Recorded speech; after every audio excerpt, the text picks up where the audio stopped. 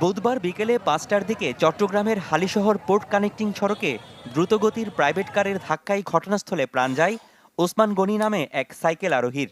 কারের চালক ছিল তানিম হোসেন নামে ১৯ বছরের এক কলেজ শিক্ষার্থী। নিহত ওসমান একটি ভবনের কেয়ারটেকারের কাজ করত। পুলিশের দাবি, আমি আমার আশেপাশের মানুষদেরকে সবসময় এই কথাটা বলি, দেশের মধ্যে শেখ হাসিনা সরকার আসুক, বিএনপি আসুক, যে সরকারই আমরা পতন করি না কেন, আমি সরকারের মানে এই যে ঘটনাগুলোর জন্য আমি কখনো সরকারকে দোষ দিই না। কেন?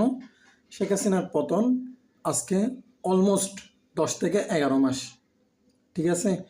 বিএনপি আসুক, যে সরকারই আসুক না কেন, যতদিন পর্যন্ত এই ধরনের মানুষগুলা, বাংলাদেশের মানুষগুলা ঠিক হচ্ছে না, ততদিন পর্যন্ত এই দেশ শুধরাবে না।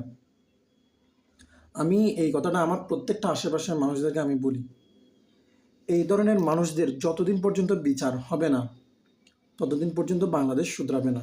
সরকারকে দোষ দিয়ে তো লাভ নেই, এখানে তো সরকারের কিছুই নেই। এই অবৈধ মানুষগুলোর কারণে আজকে আপনার এই অবস্থা। সরকারের দোষ কখন? আগে মানুষের দোষ। কেন মানুষের দোষ? আমরা যদি নিজেরা যদি সচেতন না হই, এবং এই যে বাবাগুলা তাদের বাচ্চাদেরকে যেভাবে রাস্তার মধ্যে ছেড়ে দিছে, তারা যদি তাদের সন্তানদেরকে সঠিকভাবে শিক্ষা না দেয়, ডাক না দেয়, তাহলে এই ধরনের ঘটনা ঘটবে। সরকারের দোষ আসতেছে দ্বিতীয় নম্বরে। যখন এই ধরনের ঘটনা ঘটার পর বিচার না হয়, তখন আসতেছে সরকারের দোষ। প্রথম দোষ এই ধরনের মানুষগুলোর, যারা নিজেদের বাচ্চাদেরকে এইভাবে আপনার কোনো তোয়াক্কা না করে রাস্তার মধ্যে ছেড়ে দেয়।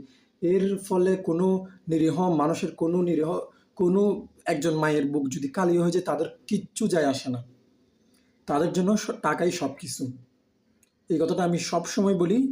আগে আমাদের ঠিক হতে হবে, আমরা ঠিক হলে তারপর সরকার।